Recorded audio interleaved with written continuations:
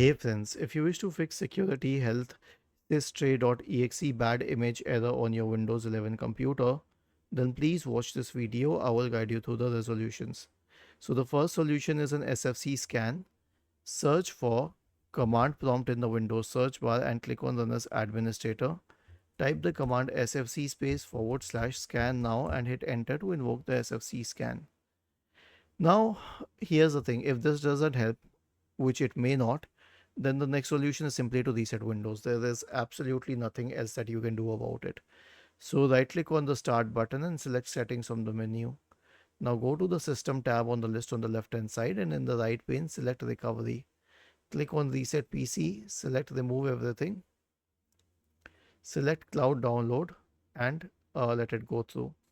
Was this helpful? If yes, then please subscribe to the channel, and if not, then let us know in the comment section of the video on how we could help you further. Thank you for watching this video and have a nice day.